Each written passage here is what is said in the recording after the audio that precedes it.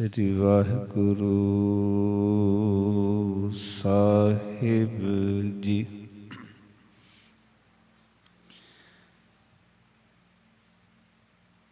अन काए रातड़िया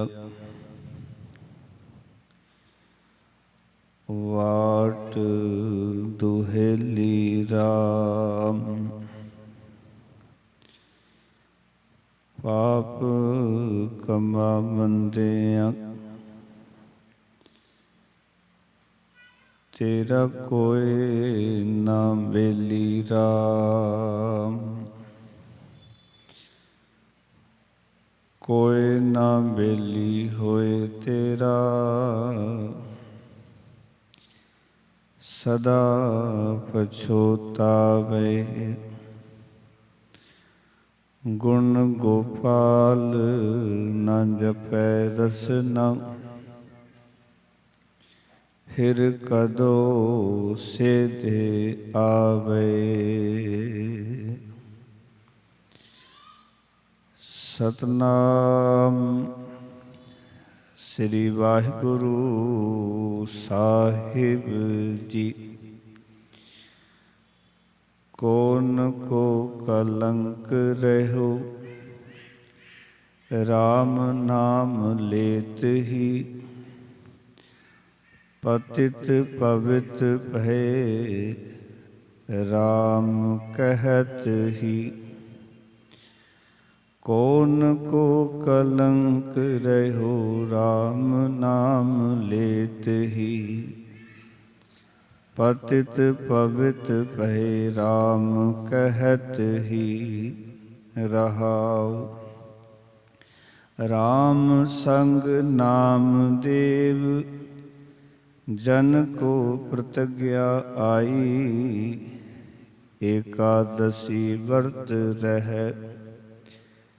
काहे को तीरथ जाई। पनत नाम देहो सुकृत सुमत भय। गुरमत राम कह को ना वैकुंठ गए। पनत नाम देव सुकृत सुमत भय। गुरमत राम कह को ना वैकुंठ गए। वाहिगुरु जी का खालसा वाहिगुरु जी की फतेह। रूहे जमीन दे मालक धन धन श्री गुरु ग्रंथ साहब महाराज जी की पावन हजूरी विच जुड़ बैठे सतसंगी जनों। सतगुरां की कृपा सदका भगतां की उचारण की हुई अमृत बाणी के विचार आपां सरवण कर रहे हैं। टोडी राग दे विच अज दा शबद भगतां दी बाणी विचों भगत नामदेव जी का उचारण किया होया दूजा शबद है। पावन अंक 718 के उत्ते इस शबद दर्ज है। एक विचार भगत नामदेव जी शब्द राही साडे समक्ष रख रहे हैं कि अकाल पुरख वाहिगुरु दे सिमरन की बरकत नाल विकारी बंदे भी भले जीवन वाले बन जाते हैं। और ये समझाना चाह रहे हैं कि तीरथ व्रत आदिक मनुख का कुछ सवार नहीं सकते, पर प्रभु की याद उसकी बंदगी साढ़े जीवन को पवित्र कर देती है और विकारी जीवन को भी एक चंगा जीवन वाला बना देती है। थोड़े किए हुए कलंक जिहड़े ने उहदे नाम के सिमरन नाल धोते जा सकते हैं। आओ जिहड़ियां विचारां रखियां ने इन्हां नाल जुड़न तो पहलां साहिबां नूं झुकाओ सीस। ਗੁਰਮੰਤਰ ਦੀ ਸਾਨ ਕਰੋ ਪਿਆਰ ਨਾਲ, ਆਖੋ ਜੀ ਸਤਨਾਮ ਸ੍ਰੀ ਵਾਹਿਗੁਰੂ। ਹਿਰ ਕਰੋ ਕਿਰਪਾ ਸਤਨਾਮ ਸ੍ਰੀ ਵਾਹਿਗੁਰੂ।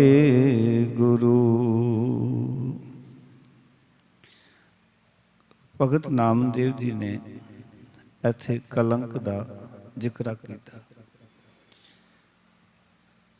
ਕਲੰਕ ਦਾ ਅਰਥ ਹੁੰਦਾ ਹੈ ਐਬ, ਕਲੰਕ ਦਾ ਅਰਥ ਹੁੰਦਾ ਹੈ ਦੋਸ਼। ਜੀਵਨ ਦੇ ਵਿੱਚ ਲੱਗਿਆ ਹੋਇਆ ਕੋਈ ਧੱਬਾ, ਜਦੋਂ ਕਿਸੇ ਮਨੁੱਖ ਦੇ ਜੀਵਨ ਵਿੱਚ ਕੀਤੇ ਹੋਏ ਕਰਮਾਂ ਕਰਕੇ ਕੋਈ ਧੱਬਾ ਲੱਗ ਜਾਂਦਾ ਹੈ ਤੇ ਉਸ ਨੂੰ ਭਗਤ ਜੀ ਕਲੰਕ ਕਹਿ ਰਹੇ ਹਨ। ਔਰ ਮਨੁੱਖ ਦੀ ਜ਼ਿੰਦਗੀ ਵਿੱਚ ਇਹ ਜਿਹੜੇ ਐਬ ਨੇ, ਦੋਖ ਨੇ, ਇਹ ਕਈ ਵਾਰੀ ਅਸੀਂ ਦੇਖਦੇ ਹਾਂ ਕਿ ਮਨੁੱਖ ਜਦੋਂ ਆਪਣੇ ਅੰਦਰ ਦੇਖਦਾ ਹੈ ਤਾਂ ਉਸਨੂੰ ਅਹਿਸਾਸ ਹੁੰਦਾ ਕਿ ਮੇਰੇ ਜੀਵਨ ਵਿੱਚ ਕੁਛ ਗਲਤ ਘਟ ਰਿਹਾ ਹੈ ਜਾਂ ਮੈਂ ਜੀਵਨ ਪੱਖ ਤੋਂ ਕੋਈ ਸਹੀ ਨਹੀਂ ਕਰ ਰਿਹਾ। ਜੇ ਮਨੁੱਖ ਨੂੰ ਕਿਤੇ ਅਹਿਸਾਸ ਹੋ ਜਾਏ ਕਿ ਮੈਂ ਜੀਵਨ ਪੱਖ ਤੋਂ ਆਪਣੇ ਜੀਵਨ 'ਚ ਆਪਣੇ ਨਾਲ ਹੀ ਕੁਝ ਖਿਲਵਾੜ ਕਰ ਰਿਹਾ ਹਾਂ, ਕੋਈ ਨਾ ਕੋਈ ਮੇਰੇ ਕੋਲੋਂ ਗਲਤੀ ਹੋ ਰਹੀ ਹੈ, ਤਾਂ ਉਸ ਵੇਲੇ ਉਹ ਆਪਣੇ ਆਪ ਨੂੰ ਉਸ ਗਲਤੀ ਤੋਂ ਸੁਧਾਰਨ ਵਾਸਤੇ ਯਤਨ ਕਰਦਾ ਹੈ, ਉੱਦਮ ਕਰਦਾ ਹੈ, ਉਪਰਾਲੇ ਕਰਦਾ ਹੈ। ਔਰ ਕਈ ਵਾਰੀ ਜੀਵਨ ਵਿੱਚ ਐਸਾ ਵੀ ਹੁੰਦਾ ਹੈ ਕਿ ਜਿਹੜਾ ਐਬ, ਜਿਹੜਾ ਦੋਖ, ਜਿਹੜਾ ਲੱਗਿਆ ਹੋਇਆ ਵਿਕਾਰ ਹੈ ਜੀਵਨ ਵਿੱਚ, ਉਸ ਜੀਵਨ ਦੇ ਨਾਲ ਇਤਨਾ ਕੁ ਸਾਂਝ ਕਰ ਜਾਂਦਾ ਕਿ ਮਨੁੱਖ ਸੋਚਦਾ ਇਸ ਤੋਂ ਬਿਨਾਂ ਜੀਣਾ ਹੀ ਮੁਸ਼ਕਿਲ ਹੈ। ਉਸ ਦੇ ਨਾਲ ਹੀ ਪਿਆਰ ਪਾ ਲੈਂਦਾ ਹੈ, ਉਹ ਕਿਸ ਗਲਤੀ ਨੂੰ ਆਪਣੇ ਜੀਵਨ ਦਾ ਹਿੱਸਾ ਬਣਾ ਲੈਂਦਾ ਹੈ, ਉਸ ਐਬ ਨੂੰ, ਉਸ ਪਾਪ ਨੂੰ, ਉਸ ਦੋਖ ਨੂੰ ਆਪਣੇ ਜੀਵਨ ਦਾ ਹਿੱਸਾ ਬਣਾ ਲੈਂਦਾ ਹੈ ਤੇ ਉਸ ਨੂੰ ਇਸ ਤਰ੍ਹਾਂ ਸਮਝਦਾ ਜਿਵੇਂ ਇਸ ਤੋਂ ਬਿਨਾਂ ਮੈਂ ਜ਼ਿੰਦਗੀ ਜੀ ਨਹੀਂ ਸਕਦਾ। ਔਰ ਉਸ ਦੇ ਨਾਲ ਜਿਵੇਂ ਜਿਵੇਂ ਉਹ ਜੁੜਦਾ ਜਾਂਦਾ ਹੈ, ਉਸ ਦੇ ਜੀਵਨ ਦੇ ਅੰਦਰ ਪਾਪ, ਐਬ, ਦੋਖ, ਬੁਰਾਈਆਂ ਜਿਹੜੀਆਂ ਨੇ ਉਹ ਵਧੀਆਂ ਚਲੀ ਜਾਂਦੀਆਂ ਹਨ। ਦੋ ਤਰ੍ਹਾਂ ਦੇ ਮਨੁੱਖ ਨੇ ਸੰਸਾਰ ਦੇ ਵਿੱਚ। ਇੱਕ ਉਹ ਨੇ ਜਿਨ੍ਹਾਂ ਨੂੰ ਸੰਸਾਰ ਦੇ ਵਿੱਚ ਆ ਕੇ ਆਪਣੇ ਦੋਖ, ਆਪਣੇ ਐਬ, ਉਹਨਾਂ ਦਾ ਅਹਿਸਾਸ ਹੋਇਆ। ਜਦੋਂ ਕਿਸੇ ਚੀਜ਼ ਦਾ ਸਾਨੂੰ ਅਹਿਸਾਸ ਹੁੰਦਾ ਹੈ, ਕਿਸੇ ਚੀਜ਼ ਬਾਰੇ ਸਾਨੂੰ ਸਮਝ ਆਉਂਦੀ ਵੀ ਇਹ ਕੰਮ ਅਸੀਂ ਗਲਤ ਕਰ ਰਹੇ ਹਾਂ। ਔਰ ਇਹ ਕਦੋਂ ਹੁੰਦਾ ਹੈ? ਜਦੋਂ ਕਿਸੇ ਦੇ ਜੀਵਨ ਵਿੱਚ ਕੋਈ ਅੰਦਰ ਆਤਮਿਕ ਜੀਵਨ ਉਸ ਦਾ ਜਾਗਦਾ ਹੈ, ਜਾਂ ਮੈਂ ਇਸ ਤਰ੍ਹਾਂ ਕਹਿੰਦਾ ਕਿ ਰੂਹਾਨੀ ਦਾ ਕੋਈ ਕਿਨਕਾ ਅੰਦਰ ਪਿਆ ਹੁੰਦਾ ਹੈ ਤੇ ਉਹ ਮਨੁੱਖ ਨੂੰ ਸੱਟ ਮਾਰਦਾ, ਤਾਂ ਮਨੁੱਖ ਨੂੰ ਅਹਿਸਾਸ ਹੁੰਦਾ ਕਿ ਮੈਂ ਕੁਝ ਗਲਤ ਕਰ ਰਿਹਾ ਹਾਂ। ਜੇ ਮਨੁੱਖ ਦੇ ਅੰਦਰ ਰੂਹਾਨੀਅਤ ਨਾ ਹੋਵੇ, ਰੂਹਾਨੀ ਗਿਆਨ ਨਾ ਹੋਵੇ, ਗੁਰੂ ਕੇ ਸ਼ਬਦ ਨਾਲ ਸਾਂਝ ਨਾ ਹੋਵੇ, ਸ਼ਬਦ ਦੀ ਸਮਝ ਨਾ ਹੋਵੇ, ਤੇ ਐਸਾ ਮਨੁੱਖ ਸੰਸਾਰ ਦੇ ਵਿੱਚ ਆਪਣੇ ਐਬਾਂ ਦੇ ਨਾਲ, ਆਪਣੇ ਦੁੱਖਾਂ ਦੇ ਨਾਲ ਹੀ ਜ਼ਿੰਦਗੀ ਜਿੰਦਾ ਹੋਇਆ ਔਰ ਆਪਣੇ ਜੀਵਨ ਨੂੰ ਬਰਬਾਦ ਕਰ ਲੈਂਦਾ। ਔਰ ਇੱਕ ਦਿਨ ਉਸ ਦੀ ਜ਼ਿੰਦਗੀ ਐਸੀ ਕਲੰਕਿਤ ਹੋ ਜਾਂਦੀ ਹੈ ਕਿ ਸਮਾਜ ਉਹਨੂੰ ਦੁਰਕਾਰਦਾ ਹੈ, ਸਮਾਜ ਉਸ ਨੂੰ ਪ੍ਰਵਾਨ ਨਹੀਂ ਕਰਦਾ। ਇਸ ਕਰਕੇ ਗੁਰਬਾਣੀ ਨੇ ਇੱਕ ਗੱਲ ਸਾਨੂੰ ਸਮਝਾਈ ਕਿ ਹਰ ਕੇ ਨਾਮ ਬਿਨਾਂ ਦੁੱਖ ਪਾਵੈ। ਹਰੀ ਪਰਮਾਤਮਾ ਦੇ ਨਾਮ ਤੋਂ ਬਿਨਾਂ ਮਨੁੱਖ ਜਿਹੜਾ ਹੈ ਉਹ ਦੁਖੀ ਹੁੰਦਾ ਹੈ। ਔਰ ਭਗਤ ਬਿਨਾਂ ਸਹਿਸਾ ਨਹੀਂ ਚੁੱਕੈ, ਗੁਰ ਇਹ ਭੇਦ ਬਤਾਵੇ। ਭਗਤੀ ਤੋਂ ਬਿਨਾਂ ਅੰਦਰ ਜਿਹੜੇ ਸੰਸ਼ੇ ਨੇ, ਸ਼ੱਕ ਨੇ, ਇਹ ਦੂਰ ਨਹੀਂ ਹੁੰਦੇ ਤੇ ਮਨੁੱਖ ਹਮੇਸ਼ਾ ਦੁੱਖ ਪ੍ਰਾਪਤ ਕਰ ਰਹਿੰਦਾ ਹੈ ਔਰ ਦੁਖੀ ਜੀਵਨ ਜਿਉਂਦਾ ਹੈ। ਪਰ ਇੱਕ ਉਹ ਪਾਸਾ ਹੈ ਜਿਸ ਨੂੰ ਮਹਾਰਾਜ ਕਹਿੰਦੇ ਹਰ ਕੋ ਨਾਮ ਸਦਾ ਸੁਖਦਾਈ, ਜਾ ਕੋ ਸਿਮਰਨ ਅਜਾਮਲ ਉਧਰਿਓ, ਗਨਕਾ ਹੂੰ ਗਦ ਪਾਈ। ਮਹਾਰਾਜ ਕਹਿੰਦੇ ਹਰੀ ਪਰਮਾਤਮਾ ਦਾ ਨਾਮ ਦਾ ਇੱਕ ਕਿਨਕਾ ਜੇ ਸਾਡੇ ਜੀਵਨ 'ਚ ਪ੍ਰਗਟ ਹੋ ਗਿਆ ਔਰ ਇਹ ਅਹਿਸਾਸ ਕਰਾ ਦਿੱਤਾ ਕਿ ਨਾਮ ਸੁਖ ਦੇਣ ਵਾਲਾ ਹੈ, ਉਸ ਨਾਮ ਦੇ ਅਹਿਸਾਸ ਨਾਲ ਕਹਿੰਦੇ ਅਜਾਮਲ ਵਰਗਾ ਪਾਪੀ ਜਾਗਿਆ। ਉਸ ਅਧਿਆਤਮ ਦੇ ਨਾਲ ਜੁੜ ਕੇ ਗਨਕਾ ਵਰਗੀ ਪਾਪਨ ਜਿਹੜੀ ਸੀ, ਉਹਨਾਂ ਐਬਾਂ ਤੋਂ, ਉਹਨਾਂ ਦੁੱਖਾਂ ਤੋਂ, ਉਹਨਾਂ ਬੁਰਾਈਆਂ ਤੋਂ ਸੁਚੇਤ ਹੋ ਗਏ। ਭਗਤ ਨਾਮਦੇਵ ਜੀ ਅੱਜ ਇਹੀ ਸਮਝਾਉਣਾ ਚਾਹੁੰਦੇ ਨੇ ਕਿ ਮਨੁੱਖ ਆਪਣੀ ਜ਼ਿੰਦਗੀ ਵਿੱਚ ਅਹਿਸਾਸ ਕਰੇ ਕਿ ਮੈਂ ਕਲੰਕਿਤ ਹਾਂ, ਮੇਰੇ ਜੀਵਨ 'ਚ ਇਹ ਐਬ ਹੈ। ਵੈਸੇ ਤਾਂ ਛੇਤੀ ਕਰਕੇ ਮਨੁੱਖ ਦੀ ਇੱਕ ਕਮੀ ਹੈ ਕਿ ਉਹ ਆਪਣੇ ਐਬ ਨੂੰ ਪ੍ਰਵਾਨ ਨਹੀਂ ਕਰਦਾ, ਆਪਣੀ ਗਲਤੀ ਨੂੰ ਪ੍ਰਵਾਨ ਨਹੀਂ ਕਰਦਾ। ਔਰ ਪੂਰੀ ਜ਼ਿੰਦਗੀ ਉਹ ਗਲਤੀ ਬਾਰ-ਬਾਰ ਕਰੀ ਜਾਂਦਾ ਹੈ, ਕਿਉਂਕਿ ਉਸ ਨੂੰ ਅਹਿਸਾਸ ਹੀ ਨਹੀਂ ਹੈ। ਜਦੋਂ ਕਿ ਅਸੀਂ ਗੁਰਬਾਣੀ ਜਦੋਂ ਅਸੀਂ ਪੜ੍ਹਦੇ ਹਾਂ ਤੇ ਗੁਰਬਾਣੀ ਵਿੱਚ ਬਾਰ-ਬਾਰ ਸਾਡੇ ਮਨ ਨੂੰ ਸੰਬੋਧਨ ਕੀਤਾ ਗਿਆ, ਕਿਉਂਕਿ ਜਿਹੜਾ ਕਲੰਕ ਹੈ ਜਦੋਂ ਵੀ ਮਨੁੱਖ ਨੂੰ ਲੱਗੇਗਾ, ਮਨ ਵਿੱਚ ਉਹਨਾਂ ਵਿਚਾਰਾਂ ਦਾ ਵੱਧ ਜਾਣਾ, ਜਿਹੜੀਆਂ ਵਿਚਾਰਾਂ ਮਨੁੱਖ ਨੂੰ ਮਾੜੇ ਪਾਸੇ ਲੈ ਜਾਂਦੀਆਂ ਹਨ, ਉਹੀ ਵਿਚਾਰਾਂ ਮਨੁੱਖ ਨੂੰ ਕਲੰਕਿਤ ਕਰਦੀਆਂ ਹਨ। ਸਾਡਾ ਜੀਵਨ ਕਦੀ ਵੀ ਕਲੰਕਿਤ ਹੋਵੇਗਾ।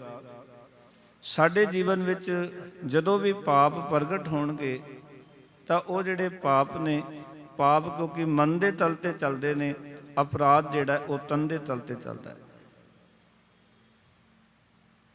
ਇਸ ਕਰਕੇ ਅਸੀਂ ਵੇਖਦੇ ਹਾਂ ਅਪਰਾਧ ਅਸੀਂ ਦੇਖ ਲੈਂਦੇ ਹਾਂ, ਪਰ ਮਨੁੱਖ ਦਾ ਪਾਪ ਅਸੀਂ ਦੇਖ ਨਹੀਂ ਪਾਉਂਦੇ। ਪਰ ਕਦੋਂ ਵੀ ਜ਼ਿੰਦਗੀ ਦਾ ਇਹ ਅਸੂਲ ਹੈ, ਦੇਖ ਲੈਣਾ ਤੁਸੀਂ ਕਿ ਜਦੋਂ ਪਾਪ ਵਧੇਗਾ, ਉਹ ਪਾਪ ਵਧਿਆ ਹੋਇਆ ਹੀ ਅਪਰਾਧ ਦਾ ਰੂਪ ਧਾਰਨ ਕਰਦਾ ਹੈ। ਜੇ ਜੀਵਨ 'ਚ ਪਾਪ ਨਹੀਂ, ਉਸ ਮਨੁੱਖ ਦੇ ਕੋਲੋਂ ਕੋਈ ਅਪਰਾਧ ਨਹੀਂ ਹੋ ਸਕਦਾ। ਜਾਂ ਇਸ ਤਰ੍ਹਾਂ ਕਹਿ ਲਵਾਂ, ਸਾਡੇ ਮਨ ਦੇ ਤਲ ਤੇ ਚੱਲ ਰਹੇ ਐਬ, ਦੋਖ ਜਾਂ ਪਾਪ ਉਹੀ ਸਾਨੂੰ ਅਪਰਾਧ ਕਰਨ ਵਾਸਤੇ ਮਜਬੂਰ ਕਰਦੇ ਹਨ। ਹੁਣ ਮਨੁੱਖ ਦਾ ਇੱਕ ਸਵਾਲ ਹੈ ਕਿ ਮੇਰੇ ਜੀਵਨ ਵਿੱਚ ਜਿਹੜੇ ਐਬ ਨੇ, ਦੋਖ ਨੇ, ਮੈਂ ਕਿਸੇ ਨੂੰ ਦੱਸਣਾ ਨਹੀਂ ਚਾਹੁੰਦਾ। ਮੈਂ ਆਪਣੇ ਪਾਪਾਂ ਨੂੰ ਲੁਕਾ ਕੇ ਰੱਖਣ ਦਾ ਯਤਨ ਕਰਦਾ। ਪਰ ਕੀ ਮੇਰੇ ਜਿਹੜੇ ਪਾਪ ਨੇ, ਮੇਰੇ ਜਿਹੜੇ ਦੋਖ ਨੇ, ਉਹ ਮੇਰੇ ਜੀਵਨ ਵਿੱਚੋਂ ਕਿਤੇ ਪਾਸੇ ਹੋ ਸਕਦੇ ਹਨ, ਤਾਂ ਕਿ ਮੈਂ ਜ਼ਿੰਦਗੀ ਵਿੱਚ ਸੁੱਖ ਦੀ ਪ੍ਰਾਪਤੀ ਕਰ ਸਕਾਂ, ਇੱਕ ਸੁਖੀ ਜੀਵਨ ਜੀ ਸਕਾਂ। ਤੇ ਅੱਜ ਦੇ ਸ਼ਬਦ ਵਿੱਚ ਭਗਤ ਨਾਮਦੇਵ ਜੀ ਗੱਲ ਸਮਝਾਉਣਾ ਚਾਹੁੰਦੇ ਨੇ ਕਿ ਤੇਰੇ ਕੀਤੇ ਹੋਏ ਜਿਹੜੇ ਪਾਪ ਨੇ ਨਾ ਬੰਦਿਆ, ਉਹ ਮੁੱਕ ਸਕਦੇ ਹਨ, ਉਹ ਸਮਾਪਤ ਹੋ ਸਕਦੇ ਹਨ। ਪਾਪ ਤੇਰਾ ਖੇੜਾ ਛੱਡ ਸਕਦੇ ਹਨ। ਮਹਾਰਾਜ ਕਿਵੇਂ ਕਹਿਣ ਲੱਗੇ, ਕੋਨ ਕੋ ਕਲੰਕ ਰਹਿਓ ਰਾਮ ਨਾਮ ਲੇਤ ਹੀ। ਕਹਿੰਦੇ ਪਰਮਾਤਮਾ ਦਾ ਨਾਮ ਸਿਮਰਿਆ ਕਿਸੇ ਜੀਵ ਦਾ ਵੀ ਕੋਈ ਪਾਪ ਜਿਹੜਾ ਹੈ ਉਹ ਰਹਿ ਨਹੀਂ ਜਾਂਦਾ, ਕੋਈ ਕਲੰਕ ਰਹਿ ਨਹੀਂ ਜਾਂਦਾ, ਉਸਦੇ ਕਲੰਕ ਸਾਰੇ ਮਿਟ ਜਾਂਦੇ ਹਨ। ਇਹ ਨਾਮ ਦੇ ਵਿੱਚ ਤਾਕਤ ਹੈ, ਪਰਮਾਤਮਾ ਦੀ ਬੰਦਗੀ ਵਿੱਚ ਇਹ ਤਾਕਤ ਹੈ ਕਿ ਜਿਤਨੇ ਮਰਜ਼ੀ ਪਾਪ ਕੀਤੇ ਹੋਣ, ਗੁਨਾਹ ਕੀਤੇ ਹੋਣ, ਤੇ ਜੇ ਆਪਾਂ ਉਹਨਾਂ ਨੂੰ ਪ੍ਰਵਾਨ ਕਰ ਲਈਏ, ਉਸ ਦਾ ਨਾਮ ਜਪਣਾ ਸ਼ੁਰੂ ਕਰ ਦਈਏ, ਤੇ ਕੀਤੇ ਹੋਏ ਜਿਹੜੇ ਪਾਪ ਨੇ ਉਹ ਸਾਡੇ ਸਾਰੇ ਸਮਾਪਤ ਹੋ ਜਾਂਦੇ ਨੇ, ਮਿਟ ਜਾਂਦੇ ਨੇ, ਸਾਰੇ ਕਲੰਕ ਜੀਵਨ 'ਚੋਂ ਧੋਤੇ ਜਾਂਦੇ ਹਨ। ਜਿਤਨੇ ਵੀ ਜੀਵਨ ਵਿੱਚ ਲੱਗੇ ਹੋਏ ਧੱਬੇ ਨੇ, ਅਸੀਂ ਸੰਸਾਰ ਦੇ ਵਿੱਚ ਆ ਕੇ ਜਦੋਂ ਦਾਗੀ ਹੋ ਜਾਂਦੇ ਹਾਂ, ਦਾਗੀ ਜ਼ਿੰਦਗੀ ਜਿਹੜੀ ਹੈ ਉਹ ਵੀ ਪਵਿੱਤਰ ਜੀਵਨ ਬਣ ਸਕਦਾ ਹੈ ਜੇ ਉਸ ਅਕਾਲ ਪੁਰਖ ਵਾਹਿਗੁਰੂ ਦੇ ਨਾਮ ਨਾਲ ਜੁੜੀਏ ਔਰ ਆਪਣੇ ਆਪ ਨੂੰ ਉਸ ਨਾਮ ਦੇ ਨਾਲ ਜੋੜ ਕੇ ਵੇਖੀਏ, ਉਸ ਨਾਮ ਨਾਲ ਪ੍ਰੇਰਨਾ ਲਈਏ। ਦੇਖੋ ਭਗਤ ਨਾਮਦੇਵ ਜੀ ਇੱਥੇ ਸਾਨੂੰ ਜੀਵਨ ਦੀ ਉਹ ਜਾਂਚ ਬਖਸ਼ਿਸ਼ ਕਰਨਾ ਚਾਹੁੰਦੇ ਨੇ, ਜਿਹੜੀ ਜਾਂਚ ਹਰ ਇੱਕ ਮਨੁੱਖ ਲੋਚਦਾ ਹੈ, ਜਿਹੜੀ ਗੱਲ ਹਰ ਇੱਕ ਮਨੁੱਖ ਚਾਹੁੰਦਾ ਕਿ ਮੇਰੇ ਜੀਵਨ 'ਚ ਇਹ ਪ੍ਰਾਪਤੀ ਹੋ ਜਾਏ, ਮੈਨੂੰ ਇਹਨਾਂ ਚੀਜ਼ਾਂ ਦੀ ਪ੍ਰਾਪਤੀ ਹੋਵੇ। ਜਦੋਂ ਭਾਈ ਨੰਦ ਲਾਲ ਜੀ ਗੁਰੂ ਗੋਬਿੰਦ ਸਿੰਘ ਮਹਾਰਾਜ ਦੇ ਦਰਬਾਰ ਦੇ ਵਿੱਚ ਆਏ, ਕਿਉਂਕਿ ਔਰੰਗਜ਼ੇਬ ਦੇ ਦਰਬਾਰ ਦੇ ਵਿੱਚ 9 ਰਤਨਾਂ ਵਿੱਚੋਂ ਇੱਕ ਰਤਨ ਨੇ ਭਾਈ ਨੰਦ ਲਾਲ ਜੀ, ਬੜਾ ਸਤਿਕਾਰ ਹੈ ਔਰ ਬੜਾ ਪੈਸਾ ਧਨ ਪਦਾਰਥ ਨੇ, ਕਿਉਂਕਿ 9 ਰਤਨ ਨੇ ਔਰੰਗਜ਼ੇਬ ਦੇ ਦਰਬਾਰ ਵਿੱਚੋਂ, ਉਹਨਾਂ ਵਿੱਚੋਂ ਇੱਕ ਭਾਈ ਨੰਦ ਲਾਲ ਹੈ, ਜਿਨ੍ਹਾਂ ਦੀ ਬੜੀ ਆਓ ਭਗਤ ਹੈ, ਇੱਜ਼ਤ ਸਤਿਕਾਰ ਹੈ, ਬੜੀ ਆਭਾ ਹੈ। ਪਰ ਇੱਕ ਦਿਨ ਕੀ ਹੋਇਆ ਕਿ ਇੱਕ ਕੁਰਾਨ ਸ਼ਰੀਫ ਦੀ ਇੱਕ ਆਇਤ, ਉਸਦੇ ਜਿਹੜੇ ਅਰਥ ਔਰੰਗਜ਼ੇਬ ਨੇ ਕਰਾਣੇ ਚਾਹੇ, ਤੇ ਇਹ ਕੰਮ ਆਪਣੇ ਕਾਜ਼ੀਆਂ ਨੂੰ ਦਿੱਤਾ ਵੀ ਇਸ ਆਇਤ ਦੇ ਅਰਥ ਤੁਸੀਂ ਮੈਨੂੰ ਕਰਕੇ ਸੁਣਾਓ। ਕਾਜ਼ੀਆਂ ਨੇ ਆਪੋ ਆਪਣਾ ਪੱਖ ਰੱਖਿਆ, ਉਹਨਾਂ ਨੇ ਉਸ ਕੁਰਾਨ ਸ਼ਰੀਫ ਦੀ ਆਇਤ ਦੇ ਅਰਥ ਕੀਤੇ, ਪਰ ਔਰੰਗਜ਼ੇਬ ਜੀ ਦੇ ਮਨ ਨੂੰ, ਔਰੰਗਜ਼ੇਬ ਬਾਦਸ਼ਾਹ ਦੇ ਮਨ ਨੂੰ ਤਸੱਲੀ ਨਾ ਹੋਈ। ਭਾਈ ਨੰਦ ਲਾਲ ਜੀ ਨੇ ਉਸ ਆਇਤ ਦੇ ਅਰਥ ਕੀਤੇ ਜਦੋਂ ਔਰੰਗਜ਼ੇਬ ਬਾਦਸ਼ਾਹ ਨੇ ਅਰਥ ਸੁਣੇ, ਬਾਗੋ ਬਾਗ ਹੋ ਗਿਆ, ਬੜਾ ਪ੍ਰਸੰਨ ਹੋਇਆ। ਔਰ ਇੱਕ ਗੱਲ ਪੁੱਛਣ ਲੱਗਾ, ਇਤਨੇ ਵਧੀਆ ਅਰਥ ਇਹ ਕਿਸ ਨੇ ਕੀਤੇ ਹਨ? ਤੇ ਅੱਗੋਂ ਜਵਾਬ ਮਿਲਿਆ, ਤੇਰੇ ਦਰਬਾਰ ਦੇ ਵਿੱਚੋਂ 9 ਰਤਨਾਂ ਵਿੱਚੋਂ ਇੱਕ ਰਤਨ ਹੈ, ਭਾਈ ਨੰਦ ਲਾਲ, ਇਹ ਅਰਥ ਉਸਨੇ ਕੀਤੇ ਨੇ। ਬੜਾ ਸੜ ਗਿਆ ਵੀ ਇਤਨੇ ਵਧੀਆ ਅਰਥ ਕੀਤੇ ਹੋਣ ਤੇ ਉਹ ਮੁਸਲਮਾਨ ਨਾ ਹੋਵੇ, ਇਹ ਕਿਵੇਂ ਹੋ ਸਕਦਾ? ਕਿਉਂਕਿ ਮੁਸਲਮਾਨ ਤੋਂ ਬਿਨਾਂ ਹੋਰ ਕੋਈ ਇਤਨੇ ਵਧੀਆ ਅਰਥ ਕਰੇ ਤੇ ਉਹਨੂੰ ਇਹ ਗੱਲ ਪ੍ਰਵਾਨ ਨਹੀਂ ਸੀ। ਕਾਫਰ ਨੇ ਅਰਥ ਕੀਤੇ ਨੇ, ਕਿਉਂਕਿ ਹਿੰਦੂਆਂ ਨੂੰ ਔਰੰਗਜ਼ੇਬ ਕਾਫਰ ਕਹਿੰਦਾ ਸੀ, ਵੀ ਇੱਕ ਕਾਫਰ ਨੇ ਅਰਥ ਕੀਤੇ ਨੇ। ਤੇ ਹੁਣ ਉਸ ਕਾਫਰ ਨੂੰ ਮੈਂ ਇਸਲਾਮ ਦੇ ਵਿੱਚ ਲੈ ਕੇ ਆਉਣਾ। ਇਹ ਜਿਹੜੀ ਗੱਲ ਉਸਦੇ ਪੁੱਤਰ ਨੇ ਸੁਣੀ, ਔਰੰਗਜ਼ੇਬ ਦੇ ਬਹਾਦਰ ਸ਼ਾਹ ਨੇ, ਕਿਉਂਕਿ ਬਹਾਦਰ ਸ਼ਾਹ ਭਾਈ ਨੰਦ ਲਾਲ ਜੀ ਕੋਲੋਂ ਫਾਰਸੀ ਪੜ੍ਹਦਾ ਸੀ, ਆਪਣਾ ਉਸਤਾਦ ਮੰਨਦਾ ਸੀ। ਤੇ ਕਹਿੰਦਾ, ਉਸਤਾਦ ਜੀ, ਦਰਬਾਰ ਦੇ ਵਿੱਚ ਇਸ ਤਰ੍ਹਾਂ ਗੱਲਬਾਤ ਚੱਲਦੀ ਹੈ, ਮੈਂ ਚਰਚਾ ਸੁਣੀ ਹੈ ਕਿ ਆਪ ਜੀ ਕਾਫਰ ਹੋ ਤੇ ਤੁਸੀਂ ਜਿਹੜੇ ਅਰਥ ਕੀਤੇ ਨੇ, ਪਿਤਾ ਸੁਣ ਕੇ ਬੜਾ ਬਾਗੋ ਬਾਗ ਹੋਇਆ। ਪਰ ਜਦੋਂ ਇਹ ਸੁਣਿਆ ਕਿ ਇੱਕ ਮੁਸਲਮਾਨ ਨੇ ਨਹੀਂ ਕੀਤੇ, ਇੱਕ ਹਿੰਦੂ ਨੇ ਅਰਥ ਕੀਤੇ ਨੇ, ਤੇ ਉਹਨੂੰ ਬੜੀ ਚੁਭਨ ਹੋਈ ਔਰ ਉਹ ਤੁਹਾਨੂੰ ਇਸਲਾਮ ਦੇ ਵਿੱਚ ਲੈ ਕੇ ਆਉਣਾ ਚਾਹੁੰਦਾ। ਉਹ ਬਹਾਦਰ ਸ਼ਾਹ ਨੂੰ ਪੁੱਛਦਾ ਹੈ, ਮੈਨੂੰ ਹੁਣ ਕੀ ਕਰਨਾ ਚਾਹੀਦਾ? ਕਹਿੰਦੇ, ਪਿਤਾ ਕਿਸੇ ਕੀਮਤ ਤੈਨੂੰ ਹੁਣ ਛੱਡ ਨਹੀਂ ਸਕਦਾ, ਜਾਂ ਤਾਂ ਤੈਨੂੰ ਇਸਲਾਮ ਕਬੂਲ ਕਰਨਾ ਪਏਗਾ, ਨਹੀਂ ਕਰੇਗਾ ਤੇ ਤੈਨੂੰ ਕਤਲ ਕਰਵਾ ਦੇਵੇਗਾ, ਹੋਰ ਕੋਈ ਅਗਲੀ ਗੱਲ ਨਹੀਂ। ਉਹ ਆਪਣੇ ਪੁੱਤਰ ਨੂੰ ਗੱਲ ਪੁੱਛਦਾ ਵੀ ਜੇ ਦੋਨੋਂ ਚੀਜ਼ਾਂ ਮੇਰੇ ਸਾਹਮਣੇ, ਜਾਂ ਕਤਲ ਜਾਂ ਇਸਲਾਮ, ਤੇ ਦੋਨੋਂ ਹੀ ਮੌਤਾਂ ਨੇ। ਜੇ ਮੈਂ ਇਸਲਾਮ ਕਬੂਲ ਕਰਦਾ ਤਾਂ ਵੀ ਮੌਤ ਹੈ, ਔਰ ਜੇ ਕਤਲ ਹੁੰਦਾ ਤਾਂ ਵੀ ਮੌਤ ਹੈ। ਪਰ ਜੇ ਇਸ ਮੌਤ ਤੋਂ ਮੈਨੂੰ ਬਚਣਾ ਹੋਵੇ, ਮੈਨੂੰ ਕੀ ਕਰਨਾ ਚਾਹੀਦਾ? ਬਹਾਦਰ ਸ਼ਾਹ ਕਹਿੰਦਾ, ਤੂੰ ਜਿੱਥੇ ਵੀ ਜਾਏਗਾ, ਸਾਰੇ ਦੇਸ਼ ਵਿੱਚ ਪਿਤਾ ਦਾ ਰਾਜ ਹੈ, ਉਹ ਤੈਨੂੰ ਛੱਡੇਗਾ ਨਹੀਂ। ਪਰ ਹਾਂ, ਇੱਕ ਗੱਲ ਮੈਂ ਤੈਨੂੰ ਦੱਸਾਂ, ਇੱਕ ਥਾਂ ਹੈ ਜਿੱਥੇ ਤੇਰਾ ਬਚਾਓ ਹੋ ਸਕਦਾ ਹੈ, ਉਹ ਥਾਂ ਹੈ ਅਨੰਦਪੁਰ ਸਾਹਿਬ। ਉੱਥੇ ਚਲਾ ਜਾ, ਉੱਥੇ ਤੇਰਾ ਬਚਾਓ ਹੋ ਜਾਏਗਾ। ਉੱਥੇ ਮੇਰੇ ਪਿਤਾ ਦਾ ਕੋਈ ਜ਼ੋਰ ਨਹੀਂ ਚੱਲਦਾ। ਭਾਈ ਨੰਦ ਲਾਲ ਰਾਤੋਂ ਰਾਤ ਦਿੱਲੀ ਤੋਂ ਇੱਥੋਂ ਚਲਾ ਜਾਂਦਾ ਹੈ ਅਨੰਦਪੁਰ ਸਾਹਿਬ, ਔਰ ਅਨੰਦਪੁਰ ਸਾਹਿਬ ਜਾ ਕੇ ਗੁਰੂ ਸਾਹਿਬ ਜੀ ਦੀ ਸ਼ਰਨ ਲੈ ਲੈਂਦਾ ਹੈ। ਗੁਰੂ ਸਾਹਿਬ ਜੀ ਦੇ ਘਰ ਵਿੱਚ ਸੇਵਾ ਕਰਦਾ ਹੈ। ਸੇਵਾ ਕਰਦਿਆਂ ਕਰਦਿਆਂ ਗੁਰੂ ਘਰ ਦੇ ਵਿੱਚ ਜਦੋਂ ਗੁਰੂ ਸਾਹਿਬ ਦੇ ਬਚਨ ਸੁਣੇ, ਜਦੋਂ ਗੁਰੂ ਮਹਾਰਾਜ ਦੀ ਬਾਣੀ ਸੁਣੀ, ਤਾਂ ਜੀਵਨ ਦੇ ਅੰਦਰ ਦਾ ਚਾਨਣ ਹੋਇਆ। ਅਹਿਸਾਸ ਹੋਇਆ ਵੀ ਮੈਂ ਕਿੰਨਾ ਕਲੰਕਿਤ ਹਾਂ। ਇਸ ਗੱਲ ਨੂੰ ਗੌਰ ਫਰਮਾਇਓ ਵੀ ਉਸ ਨੂੰ ਇੱਕ ਅਹਿਸਾਸ ਹੋਇਆ, ਮੈਂ ਕਿੰਨਾ ਕਲੰਕਿਤ ਜੀਵਨ ਜੀ ਰਿਹਾ ਹਾਂ ਕਿ ਮੈਂ ਕੋਈ ਚੰਗਾ ਕੰਮ ਜੀਵਨ 'ਚ ਨਹੀਂ ਕੀਤਾ। ਜਦੋਂ ਆਪਾਂ ਗੁਰੂ ਸਾਹਿਬ ਜੀ ਦੀ ਬਾਣੀ ਪੜ੍ਹਦੇ ਹਾਂ ਨਾ, ਤਾਂ ਸਤਿਗੁਰ ਕਹਿੰਦੇ ਨੇ, ਗੁਰਪੂਰੈ ਮੇਰੀ ਰਾਖ ਲਈ, ਗੁਰੂਪੂਰੇ ਨੇ ਮੇਰੀ ਰੱਖ ਲਈ, ਮੇਰੀ ਇੱਜ਼ਤ ਰੱਖ ਲਈ, ਮੇਰੀ ਪੈਜ ਰੱਖ ਲਈ। ਕਿਉਂਕਿ ਗੁਰਪੂਰਾ ਹੀ ਹੈ ਜਿਹੜਾ ਕਿ ਨਿਵਰੇ ਦੂਤ ਦੁਸ਼ਟ ਵੈਰਾਈ, ਗੁਰਪੂਰੇ ਕਾ ਜਪਿਆ ਜਾਪ। ਜਿਨ੍ਹਾਂ ਨੇ ਪੂਰੇ ਗੁਰੂ ਦਾ ਜਾਪ ਜਪਿਆ, ਉਹਨਾਂ ਦੇ ਦੁਸ਼ਟ ਵੈਰੀ ਉਹ ਸਾਰੇ ਜਿਹੜੇ ਨੇ ਉਹ ਦੂਰ ਹੋ ਜਾਂਦੇ ਹਨ, ਨਿਵਰ ਜਾਂਦੇ, ਉਹਨਾਂ ਦਾ ਨਿਵਾਰਨ ਹੋ ਜਾਂਦਾ ਹੈ। ਭਾਈ ਨੰਦ ਲਾਲ ਜੀ ਨੂੰ ਇਸ ਗੱਲ ਦੀ ਸਮਝ ਆਈ ਜਦੋਂ ਪੂਰੇ ਗੁਰੂ ਦੀ ਬਾਣੀ ਸੁਣੀ, ਸਤਿਗੁਰ ਦੇ ਚਰਨਾਂ ਵਿੱਚ ਰਿਹਾ, ਤੇ ਅੰਦਰ ਦੇ ਕੀਤੇ ਹੋਏ ਕਲੰਕ, ਕੀਤੇ ਹੋਏ ਪਾਪ ਸਤਾਉਣ ਲੱਗ ਪਏ। ਮੈਂ ਬੇਨਤੀ ਕਰਦਾ, ਜਿਸ ਤਰ੍ਹਾਂ ਤੁਹਾਨੂੰ ਪਾਪ ਅੰਦਰੋਂ ਝੰਜੋੜਨ ਨਾ, ਸਮਝ ਲਓ ਕਿ ਕੋਈ ਕਿਨਕਾ ਤੁਹਾਡੇ ਜੀਵਨ ਵਿੱਚੋਂ ਨਾਮ ਦਾ ਜਾਗ ਗਿਆ ਹੈ। ਤੁਹਾਡੇ ਕੋਈ ਸ਼ਬਦ ਗੁਰੂ ਸਾਹਿਬ ਜੀ ਦਾ ਤੁਹਾਡੇ ਅੰਦਰ ਪਿਆ ਸੀ, ਉਸ ਸ਼ਬਦ ਨੇ ਤੁਹਾਨੂੰ ਝੰਜੋੜ ਕੇ ਰੱਖ ਦਿੱਤਾ ਹੈ। ਇਸ ਦੇ ਅੰਦਰ ਵੀ ਜਾਗ ਗਿਆ। ਆਪਣੇ ਕੀਤੇ ਹੋਏ ਕਰਮ ਅਹਿਸਾਸ ਕੀਤੇ, ਤੇ 10ਵੇਂ ਪਾਤਸ਼ਾਹ ਦੇ ਚਰਨਾਂ 'ਚ ਬੈਠ ਕੇ, ਕਿਉਂਕਿ ਕਵੀ ਹਿਰਦਾ ਸੀ ਭਾਈ ਨੰਦ ਲਾਲ ਜੀ ਦਾ, ਫਾਰਸੀ ਦੇ ਵਿੱਚ ਗਜ਼ਲਾਂ ਲਿਖਦਾ ਸੀ, ਔਰ 9 ਕਿਤਾਬਾਂ ਲਗਭਗ ਗੁਰੂ ਗੋਬਿੰਦ ਸਿੰਘ ਮਹਾਰਾਜ ਨੇ ਉਸਨੇ ਭੇਟਾ ਕੀਤੀਆਂ ਲਿਖ ਕੇ। ਬਹੁਤ ਵੱਡਾ ਖਜ਼ਾਨਾ ਹੈ। ਖੈਰ, ਮੈਂ ਬੇਨਤੀ ਕਰਾਂ, 10ਵੇਂ ਪਾਤਸ਼ਾਹ ਜੀ ਨੇ ਇੱਕ ਗੱਲ ਪੁੱਛੀ, ਮਹਾਰਾਜ ਇੱਕ ਅਰਜ਼ ਕਰਨੀ ਹੈ। ਮਹਾਰਾਜ ਕਹਿੰਦੇ, ਗੁਜ਼ਾਰੋ, ਅਰਜ਼ ਕੀ ਕਰਨੀ ਹੈ ਭਾਈ ਨੰਦ ਲਾਲ? ਮਹਾਰਾਜ ਇੱਕ ਗੱਲ ਪੁੱਛਣੀ ਸੀ ਤੁਹਾਡੇ ਕੋਲੋਂ। ਅੱਖਾਂ ਵਿੱਚ ਪਾਣੀ ਹੈ, ਪਾਣੀ ਉਦੋਂ ਆਉਂਦਾ ਹੈ ਜਦੋਂ ਮਨੁੱਖ ਨੂੰ ਆਪਣੇ ਕੀਤੇ ਹੋਏ ਮਾੜੇ ਕੰਮਾਂ ਦਾ ਅਹਿਸਾਸ ਹੋ ਜਾਏ। ਜਦੋਂ ਅੰਦਰ ਇਹ ਗੱਲ ਘਰ ਕਰ ਜਾਏ, ਮੇਰੇ ਰਾਮ ਇਹ ਨੀਚ ਕਰਮ ਹਰ ਮੇਰੇ, ਗੁਣਵੰਤਾ ਹਰ ਹਰ ਦਿਆਲ, ਕਰ ਕਿਰਪਾ ਬਖਸ਼ ਅਵਗਣ ਸਭ ਮੇਰੇ। ਜਦੋਂ ਅੰਦਰ ਆਪਣੇ ਪਾਪ ਕੀਤੇ ਹੋਏ ਅੰਦਰ ਨੂੰ ਸਤਾਨਾ ਸ਼ੁਰੂ ਕਰ ਦੇ ਨਾ, ਔਰ ਅਹਿਸਾਸ ਹੋ ਜਾਵੇ ਵਾਕਈ ਮੈਂ ਪਾਪੀ ਹਾਂ। ਵੈਸੇ ਤਾਂ ਗੁਰਬਾਣੀ ਕਹਿੰਦੀ ਹੈ ਪਾਪ ਬੁਰਾ ਪਾਪੀ ਕੋ ਪਿਆਰਾ।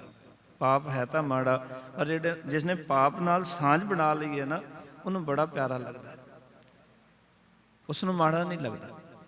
ਕੋਈ ਵੀ ਜੀਵਨ ਵਿੱਚ ਤੁਸੀਂ ਗੁਨਾਹ ਕਰ ਰਹੇ ਹੋ, ਜੀਵਨ ਵਿੱਚ ਕੋਈ ਵੀ ਕੰਮ ਕਰ ਰਹੇ ਹੋ, ਗੱਲ ਯਾਦ ਰੱਖਿਓ, ਉਹ ਕੰਮ ਜਦੋਂ ਤੁਸੀਂ ਕਰਦੇ ਹੋ ਤੁਹਾਡਾ ਉਸ ਦੇ ਨਾਲ ਪਿਆਰ ਪੈ ਜਾਂਦਾ। ਭਾਵੇਂ ਉਹ ਮਾੜਾ ਹੀ ਕੰਮ ਹੈ, ਜਿਸ ਦੇ ਨਾਲ ਪਿਆਰ ਪੈ ਜਾਏ, ਆਪਣਾ ਮਾੜਾ ਕੰਮ ਵੀ ਮਾੜਾ ਨਹੀਂ ਲੱਗਦਾ ਬੰਦੇ ਨੂੰ, ਕਿਉਂਕਿ ਉਸ ਦੇ ਨਾਲ ਪਿਆਰ ਪੈ ਗਿਆ, ਸਾਂਝ ਪੈ ਗਈ।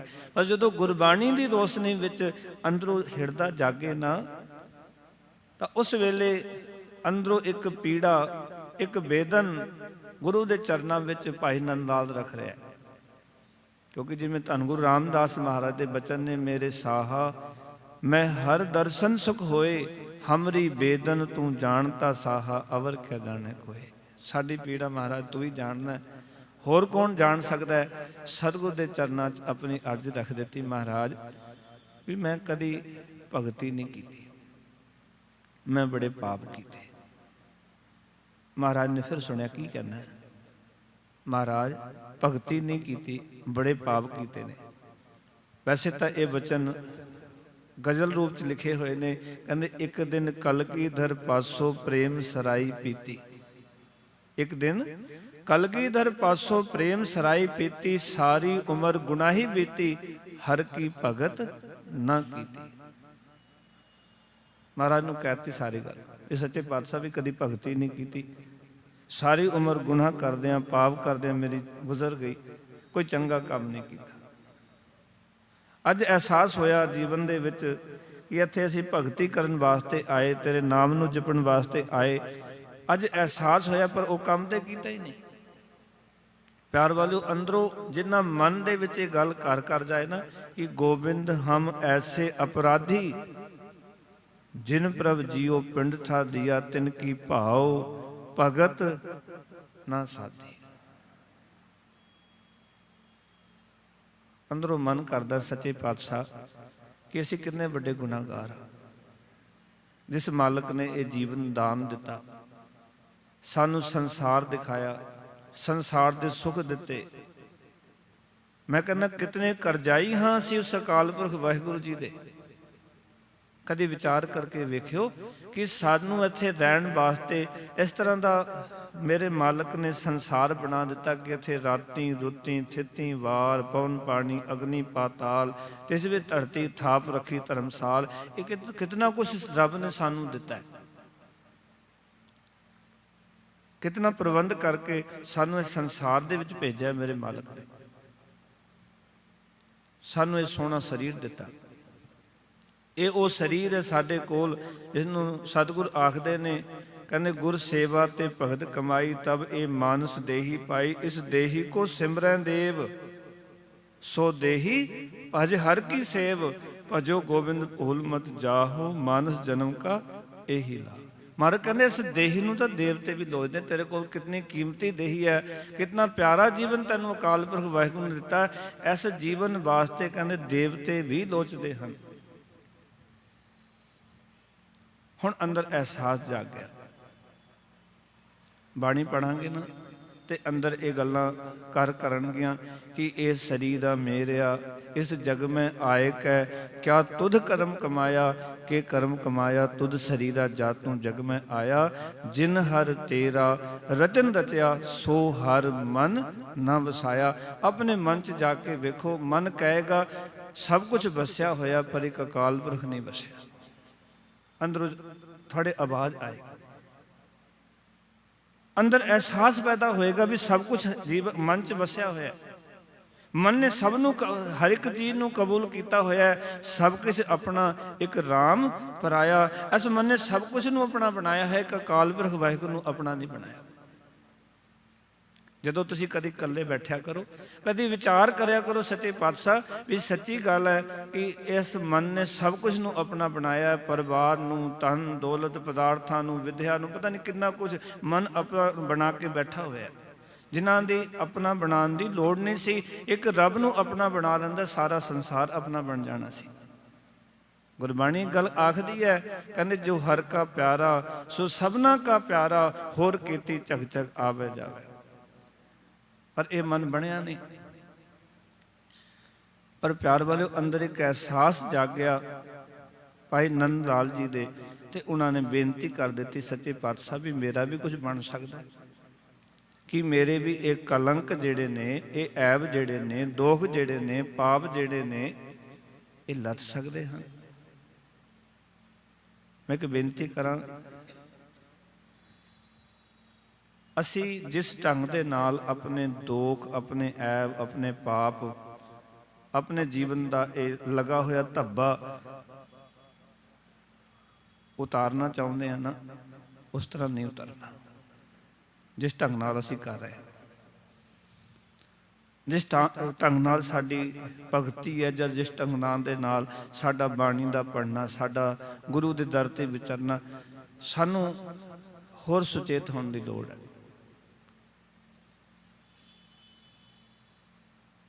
ਮਹਾਰਾਜ ਨੇ ਆਖਿਆ ਨੰਦ ਲਾਲ ਕੀ ਕਰਨਾ ਹੈ ਕਿ ਮਹਾਰਾਜ ਇਹ ਸੱਚ ਹੈ ਕਿ ਸਾਰੀ ਉਮਰ ਗੁਨਾਹ ਕਰਦਿਆਂ ਹੁਣ ਤੱਕ ਦੀ ਬਤੀਤ ਹੋ ਗਈ, ਤੇ ਹੁਣ ਤੱਕ ਕਹਿੰਦੇ ਉਸ ਰੱਬ ਦੀ ਮੈਂ ਭਗਤੀ ਨਹੀਂ ਕੀਤੀ।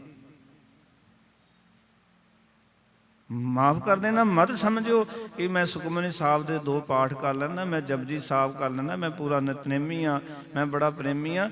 ਜੇ ਧਿਆਨ ਨਾਲ ਦੇਖੋਗੇ ਤੇ ਮਨ ਕਿਸੇ ਵਿੱਚ ਵੀ ਨਹੀਂ ਜੁੜਿਆ ਹੋਇਆ। ਇੱਦਾਂ ਹੀ ਪਾਠ ਹੋ ਗਿਆ, ਜਪਜੀ ਸਾਹਿਬ ਕਦੋਂ ਹੋ ਗਿਆ ਪਤਾ ਨਹੀਂ ਚੱਲਿਆ, ਸੁਖਮਨੀ ਸਾਹਿਬ ਕਦੋਂ ਕਰ ਲਿਆ। ਔਰ ਜਿਸ ਢੰਗ ਨਾਲ ਅਸੀਂ ਅੱਜ ਬਾਣੀ ਪੜ੍ਹ ਰਹੇ ਹਾਂ, ਕੱਲਾ ਬੰਦਾ ਵੀ ਬਾਣੀ ਪੜ੍ਹੇ ਤੇ ਹੈਰਾਨ ਹੋ ਜਾਏਗਾ ਵੀ ਇਹ ਕਿੱਦਾਂ ਬਾਣੀ ਪੜ੍ਹਿਆ, ਇਤਨੀ ਫਾਸਟ ਬਾਣੀ। ਕਹਿੰਦਾ ਮੈਂ 45 ਮਿੰਟ ਦੇ ਅੰਦਰ ਸੁਖਮਨੀ ਸਾਹਿਬ ਕਰ ਲੈਂਦਾ। ਉਹ ਪੁਰਖਾ, ਇਹ ਸੁਖਮਨੀ ਸਾਹਿਬ ਕਰਨੀ ਹੈ ਤਾਂ ਘੱਟੋ ਘੱਟ 1.5 ਘੰਟਾ ਲਾ, ਵਿਚਾਰ ਕੇ ਥੋੜਾ ਸਮਝ ਕੇ ਪੜ੍ਹ, ਟਿਕ ਕੇ ਪੜ੍ਹ। ਪਰ ਤੂੰ ਕਹਿੰਦਾ ਮੈਂ ਤਾਂ 30 ਮਿੰਟ 45 ਮਿੰਟ ਦੀ ਬਾਣੀ ਪੜ੍ਹ ਕੇ ਪਾਸੇ ਕਰ ਦਿੰਦੀ। ਨਹੀਂ ਅੰਦਰ ਦੀ ਸਮਝ ਆਣੀ, ਨਹੀਂ ਮਨ ਦੇ ਉੱਤੇ ਸੱਟ ਮਾਰਨੀ ਬਾਣੀ ਨੇ। ਬਾਣੀ ਸੱਟ ਉਦੋਂ ਮਾਰੇਗੀ ਜਦੋਂ ਤੂੰ ਟਿਕਾਓ ਦੇ ਅੰਦਰ ਸ਼ਬਦ ਪੜੇਗਾ। ਤੈਨੂੰ ਤਾਂ ਸਮਝ ਨਹੀਂ ਆ ਰਹੀ ਤੂੰ ਪੜ੍ਹ ਕੀ ਰਿਹਾ, ਬਾਣੀ ਕਹਿ ਕੀ ਰਹੀ ਹੈ, ਤੇਰੇ ਅੰਦਰ ਚੱਲ ਕੀ ਰਿਹਾ, ਦੋਨਾਂ ਚੀਜ਼ਾਂ ਦਾ ਸੰਬੰਧ ਹੀ ਨਹੀਂ ਬਣ ਰਿਹਾ ਕੋਈ। ਇਹੀ ਹੈ ਨਾ ਜੀ ਵੀ ਬਾਣੀ ਕੀ ਕਹਿ ਰਹੀ ਹੈ, ਅੰਦਰ ਕੀ ਚੱਲ ਰਿਹਾ, ਦੋਨਾਂ ਦਾ ਆਪਸ ਤਾਲਮੇਲ ਨਹੀਂ ਬਣ ਰਿਹਾ। ਜਪਜੀ ਸਾਹਿਬ ਵਾਲਾ ਕਹਿੰਦਾ ਮੈਂ 10-12 ਮਿੰਟ 'ਚ ਜਪਜੀ ਸਾਹਿਬ ਕਰ ਲੈਂਦਾ, ਸੁਖਮਨੀ ਸਾਹਿਬ ਕਹਿੰਦਾ ਮੈਂ 45 ਮਿੰਟਾਂ ਵਿੱਚ ਪੜ੍ਹ ਜਾਂਦਾ। ਉਹ ਇਕੱਲੇ ਜਦੋਂ ਪੜ੍ਹੋ, ਘੱਟ ਪੜ੍ਹ ਲਓ ਪਰ ਟਿਕਾ ਕੇ ਪੜ੍ਹੋ, ਸਮਝ ਕੇ ਪੜ੍ਹੋ ਬਾਣੀ ਕੀ ਕਹਿ ਰਹੀ ਹੈ। ਗੁਰੂ ਨੇ ਇਹ ਨਹੀਂ ਵੇਖਣਾ ਤਾਂ ਤੂੰ ਸੁਖਮਨੀ ਸਾਹਿਬ ਦੇ ਕਿੰਨੇ ਪਾਠ ਕੀਤੇ ਨੇ, ਗੁਰੂ ਨੇ ਇਹ ਵੇਖਣਾ ਕਿ ਬਾਣੀ ਰੂਪੀ ਖੁਰਾਕ ਲਈ ਸੀ ਜੀਵਨ ਤਬਦੀਲ ਹੋਇਆ, ਇਹਦੀ ਬਿਮਾਰੀ ਦੂਰ ਹੋਈ ਹੈ। ਅਸੀਂ ਸਾਰੇ ਬਿਮਾਰ ਹਾਂ, ਪਰ ਸਰੀਰ ਕਰਕੇ ਤੰਦਰੁਸਤ ਹਾਂ, ਪਰ ਸਾਡੀ ਬਿਮਾਰੀ ਇੱਦਾਂ ਦੀ ਹੈ ਜਿਵੇਂ ਸੱਜਣ ਠੱਗ ਦੀ ਬਿਮਾਰੀ ਸੀ। ਲੋਕ ਕਹਿੰਦੇ ਸੱਜਣ ਠੱਗ ਤਾਂ ਬਹੁਤ ਵਧੀਆ, ਬਾਬਾ ਨਾਨਕ ਜੀ ਕਹਿੰਦੇ ਨਹੀਂ, ਉਹ ਬਿਮਾਰ ਹੈ, ਉਹਦਾ ਇਲਾਜ ਕਰਨ ਵਾਸਤੇ ਚੱਲ ਰਹੇ। ਭਾਈ ਮਰਦਾਨਾ ਚੱਲੀਏ? ਮੈਂ ਕਿਹਾ ਚਲੋ। ਮਹਾਰਾਜ ਕਹਿੰਦੇ ਗੁਰੂ ਸਾਹਿਬ ਨੂੰ ਪਤਾ ਸੀ ਵੀ ਉਹ ਅੰਦਰੋਂ ਬਿਮਾਰ ਹੈ। ਸਰੀਰ ਕਰਕੇ ਭਾਵੇਂ ਕਈ ਵਾਰੀ ਅਸੀਂ ਤੰਦਰੁਸਤ ਲੱਗਦੇ ਹਾਂ, ਪਰ ਸਾਡਾ ਮਨ ਬਿਮਾਰ ਹੈ, ਉਸ ਦੀ ਦਵਾਈ ਲੈਣ ਦੀ ਲੋੜ ਹੈ।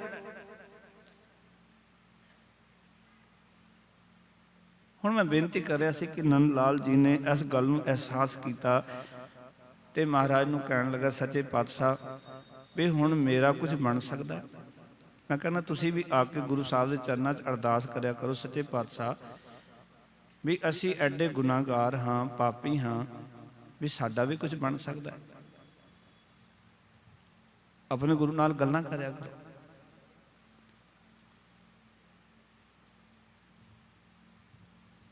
ਗੁਰੂ ਸਾਹਿਬ ਤੁਹਾਨੂੰ ਵੀ ਉਹੀ ਜਵਾਬ ਦੇਣਗੇ ਜਿਹੜਾ ਜਵਾਬ ਭਾਈ ਨੰਦ ਲਾਲ ਨੂੰ ਦਿੱਤਾ ਸੀ। ਇੱਕ ਵਾਰੀ ਉਚਾਰਨ ਕਰੋ, ਸਤਨਾਮ। ਜਵਾਬ ਕੀ ਮਿਲਦਾ ਕੋ? ਜਦੋਂ ਆਖਿਆ ਕਹਿੰਦੇ ਇੱਕ ਦਿਨ ਕਲਗੀਧਰ ਪਾਸੋਂ ਪ੍ਰੇਮ ਸਰਾਈ ਪੀਤੀ, ਸਾਰੀ ਉਮਰ ਗੁਨਾਹੀ ਬੀਤੀ, ਹਰ ਕੀ ਭਗਤ ਨਾ ਕੀਤੀ। ਤੇ ਅੱਗੋਂ 10ਵੇਂ ਪਾਤਸ਼ਾਹ ਹੱਸ ਕੇ ਕਹਿੰਦੇ, ਨੰਦ ਲਾਲ ध्यान नाल गल सुनी, कन्न खोल के गल सुनी गुरु दी। वैसे तो भाई नंद नाल बड़े सुचेत सन, भाई नंद नाल बड़े सुचेत सन। महाराज ने कहा ध्यान नाल गल सुन, जे तू ये गल कबूल कर गया भी सच्चे पातशाह सारी उम्र गुनाह करदियां बतीत हो गई अते मैं कदी भगती नहीं की। भगती का अर्थ जो असी समझ रहे हैं उस तो हट के है कुछ। असी समझने भी पाठ कर लिया, मत्था टेक लिया, बस भगती हो गई।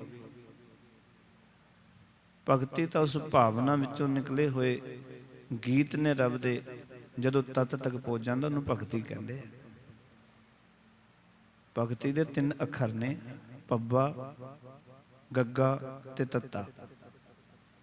भगती का अर्थ है भावना विचों निकले हुए गीत जदों तत तक पहुँचा देन, समझ लै भगती हो रही है। जे तत तक नहीं पहुँचा तो भगती कोई नहीं, फिर तू किते भुलेखे च जी रहा। भावना विचों निकले हुए गीत और तैनूं जदों किसी तत तक पहुँचा देन उन्होंने भगती कहा गुरमत के अंदर। ते तत की तो समझ ही कोई नहीं आई। गुरु साहब ने तो आख्या मैं तत तक पहुँच गया, खोजत खोजत तत विचारियो दास गोबिंद परायन। मैनू समझ आ गई। गुरु अर्जन देव जी कहते अविनाशी खेम चाहां जे नानक सदा सिमर नारायण। उस अकाल पुरख वाहिगुरू सिमर, परमात्मा की सिफत सलाह कर। हुण गुरु साहब ने अगों बचन किया, कहन लगे भाई नंद लाल गल इदां है, जे ये गल कबूल कर ली, वैसे ये उन्हां वास्ते जिन्हां ने अपने गुनाह कबूल कर लए ने, जिन्हां ने अंदर एहसास कर लिया कि मैं गलत हाँ, मैं गुरु के मुताबिक नहीं चल रहा, गुरु के मुताबिक जिंदगी नहीं जी रहा। गुरु जिमें मैनू हुक्म करदा है कि गुरसिख मीत चलो गुर चाली, जो गुर कहे सोई भल मानो, हर हर कथा निराली। उस तरह मैं जिंदगी नहीं जी रहा। जो गुरु कहता उन्होंने भला करके नहीं मनता, उतना को मनता जिथे तक मेरा मन नहीं मरदा, मेरा हंकार नहीं टुटदा। असी गुरु की गल उत्थे तक ही मनते हैं प्यारिओ जिथे तक साडा मन नहीं मरदा, साडा हंकार नहीं टुटदा। जिथे हंकार टुटे, साडी मैनू सट बजे, उत्थे असी गुरु साहब की गल भी नहीं मनते। गल नूं बड़े ध्यान नाल समझिओ। जिथे हंकार टुटे ना, उत्थे गुरु साहब की गल तो भी इनकारी हो जाने असी। महाराज कहन लगे चल तैनूं दस दिना। फिर कहन लगे आगे सुधर चलो नंद लाला, पीछे बीती सो बीती। कहन लगे सच्चे पातशाह भी अज तो सुधार कर लै, जिहड़े गुनाह करदा सी अज तो ही छड्ड दे, और पिछे जो जीवन बतीत हो गया है उहदा ख्याल भुला के ना अज तो ये ख्याल कर कि ये गुनाह जिहड़े करदा रहे हैं अज तो नहीं कर रहे। क्योंकि गुरु का सुभाव है पिछले ओगुण बख्श ले प्रभ आगे मार्ग पावे। गुरु पिछले ओगुणा नूं बख्श दिंदा है ते अगे सानू मार्ग ते पा दिंदा है। पर यह ना होवे कि गुरु साहब ने पिछले ओगुण बख्श दिते अगे मार्ग ते पाया, असीं मार्ग ते तुरीए ही ना, फिर वही गुनाह करते रहिए, फिर साडा कुछ नहीं बन सकता, फिर नहीं कुछ बनना साडा। जी चाहुंदे भी साडे जीवन च कोई तब्दीली आवे, साडा जीवन सफला होवे, जिस तरह असीं जिंदगी जी रहे हैं। गुरु नानक पातशाह आखदे ने कि जेता मूह प्रीत स्वाद, सभा कालख दागां दाग, दाग दोष मोह चलिया लाए, दरगाह वैसन नहीं जाए। उत्थे थां कोई नहीं मिले तैनूं, तू दागी दोषी बन के जा रहा। तू इतने दाग कट्ठे कर ले, इतने कलंक कट्ठे कर ले जीवन विच। भाई नंद लाल जी ने कहा कि एहसास हो गया तो अज तो सुधार करना है। मैं फिर बेनती करा, बाणी पढ़न का अर्थ ही यह है कि जो कर्म कर रहे हाँ उन्होंने कर्मां नूं छड्ड के जिहड़ा कर्म गुरु ने दस्या वो करना आरंभ कर दिता, उसनूं प्रवान कर लिया। महाराज हुण यही करांगा, फिर तो तुहाडी भगती है, फिर तो तुहाडा मत्था टेकिया प्रवान है, फिर तो सेवा की प्रवान है। पर जे उस तरह दे उस तरह ही हाँ, गुरु ने अपने अमृत बोलना राही जीवन तब्दील करन दा यतन कीता, असी सब कुछ किया, माफ़ करना। जे जीवन च तब्दीली नहीं आ रही तो समझ लो फिर गुरु दे विच कोई कमी नहीं। भगत कबीर साहब पता की कहते हैं? कहते कबीर साचा सतगुरु क्या करे, जो सिखा में चूक अंधे एक ना लागे जो बास बजाइए फूक। सच्चा सतगुर की कर सकता? तू तो एक कंन तो गल सुनदा, गुरु की दूजे कंन चों कढ़ दिंदा। तेरी हालत ऐसी जिवें कि बांस हुंदा है ना, एक पासों फूक मारो दूजे पासे निकल जाती है। तेरा कुछ बन सकता? तेरा तो कुछ नहीं बनने लगे, क्योंकि तू गुरु की गल नूं सुन के अपने जीवन च कमा नहीं रहा। गुरमत कमाउण दा नाम है, गुरमत मत्थे टेकण दा नाम नहीं, गुरमत कर्म कांड दा नाम नहीं, माफ कर देना। गुरमत जीवन नूं उस दिशा विच ले जाण दा नाम है, जिहड़ी दिशा गुरु ग्रंथ साहिब जी ने सानूं बख्शिश कीती। इस करके अज दे शबद दे विच भगत जी कहंदे ने, कौन को कलंक रहो राम नाम लेत ही। कहंदे परमात्मा दा नाम सिमरिया, कहंदे किसी जीव का भी कोई पाप रह नहीं जाता। जे पाप रह गया समझ लो नाम नहीं जपया गया। जे अजे भी कोई दोख है, अजे भी कोई पाप है, देखो नाम जप के पता की हुंदा है। टोडी राग दा महाराज दा बचन है, साधु कहने ऐसो गुण मेरो प्रभ जी कीन, पंच दोख अर अहंग रोग, एह तन ते सगल दूर कीन। बंधन तोर छोर विख्याते, गुर को शब्द में रहिए रह दीन। रूप अनुरूप मोरो कछ न विचार्यो, प्रेम कहो मोहे हर रंग पीन। पेख्यो लालन पाट बीच खोए, अनंद चिता हर खे पतीन। तिस ही को ग्रह सोई प्रभ नानक, सो ठाकुर तिस ही को तीन। ये करना आप ये सच्चे पातशाह, ये कर तेरा है, कब्जा तो मैं किया होया। गुरु साहब कहने घर अकाल पुरख दा है, इस घर विच रह के मन मर्जी तो मैं कर रहा, अकाल पुरख की तो मैं चलन नहीं देंदा कोई भी, गुरु की तो इस घर विच रह के चलन नहीं कोई नहीं देंदा। महाराज कहते ने सो ठाकुर वो तेरा मालक है, तिस ही को तीन, उसके अधीन हो जा। यही है नाम लेना। जे हो गए अधीन फिर तो समझ लो नाम जपे है। जे गुरु साहब के अधीन नहीं होंगे, अकाल पुरख वाहिगुरु के अधीन नहीं होंगे, फिर समझ लो नाम नहीं जपया गया। गुरसिखो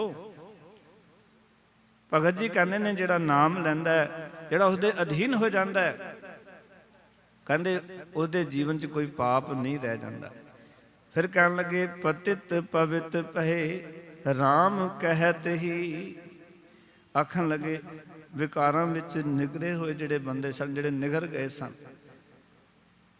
जिहड़े विकारां दे विच पूरन तौर तो फस चुके सन, कहंदे वो विकारां विच निगरे हुए बंदे भी प्रभु दा भजन करके उसदी बंदगी करके पवित्र जीवन वाले बन गए।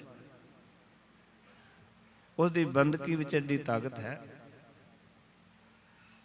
तुसीं वेखो अजामल वर्गे पापी, गणका वर्गी पापन, गुरु साहब ने कहा देख बंदगी करके किथे पहुंच गए।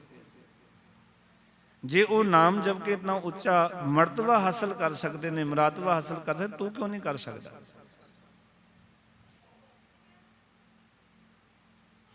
उन्होंने जीवन तो एडे पाप सन, पर उसका नाम जप के उन्होंने अज कोई पापी नहीं कहता। अज सज्जन जी नूं जे ठग कहिए तो जमान कमली है, क्योंकि वो ठग नहीं सी रहा, वो भाई सज्जन बन गया सी।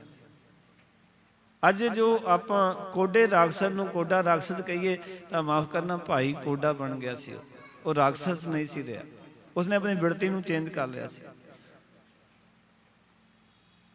गलत है अपनी बिरती चेंज करनी है, अपने जीवन जीवन की जुगत तरीके ढंग चेंज करने हैं। जिस तरह असीं जी रहे उन्होंने छड़ गुरु जिमें जीवाना चाहता सानू उस तरह का जीवन जीना। कहते जिन्हों ने भजन किया, वाहिगुरु की बंदगी की, कहते विकारां विच निगरे हुए बंदे भी पवित्र जीवन वाले बन जाते हैं। फिर कहन लगे कहते ने राम संग नाम देव जन को प्रतिज्ञा आई। कहते प्रभु के चरणों में जुड़ के दास नामदेव ने यह निश्चा आ गया। भगत नामदेव जी कहते हैं कि जो अकाल पुरख वाहिगुरु का भजन किया, उसके चरणों नाल जुड़िया तो मन के निश्चा आ गया कि कहते एकादशी व्रत रह काहे को तीरथ जाई। कहते मना किसी एकादशी आदि व्रत की लौड़ नहीं, तो मैं तीर्थां उत्ते भी क्यों जावां, उत्थे भी जाण की लौड़ नहीं, क्योंकि तीर्थां ने जीवन नहीं सवारना, एकादशी के व्रत ने जीवन नहीं सवारना।